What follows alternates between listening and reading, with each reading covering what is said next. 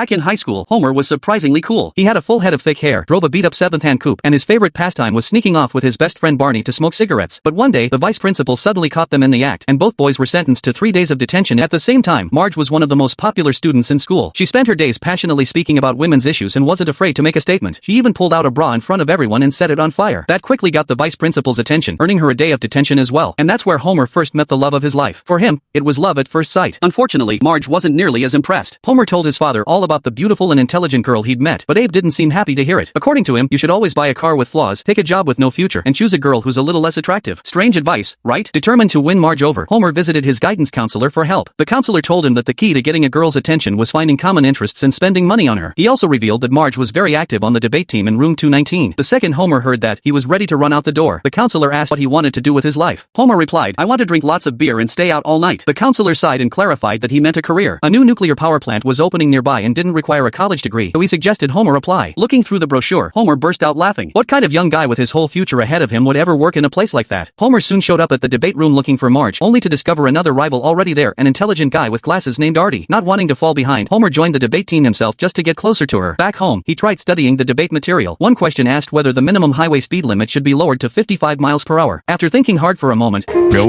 way. before long, debate day arrived. The moment he stepped into the room, he immediately started arguing with Artie. When the teacher called him to the front to speak, Homer completely misunderstood the instruction and dropped his pants in front of everyone. Later, while Marge was trying to get a drink of water, Homer suddenly popped out of the bushes and nearly scared her to death. After a brief conversation, he finally asked her out. Marge politely told him that he simply wasn't her type. Homer refused to give up. He explained that she didn't really know him yet and suggested she ask around to see what kind of person he was. He wasn't demanding that she like him, he just wanted a chance. Surprisingly, Marge actually did some investigating. Most people gave fairly positive opinions, while Barney enthusiastically praised Homer every chance he got. Marge admitted that Homer sounded like a decent guy, but she insisted she didn't have time for dating. The debate competition was coming up soon, and she was also working part-time as a tutor. The moment Homer learned that she taught French, he immediately spotted an opportunity and asked her to tutor him at home. But let's be honest, does Homer really seem like someone capable of learning French?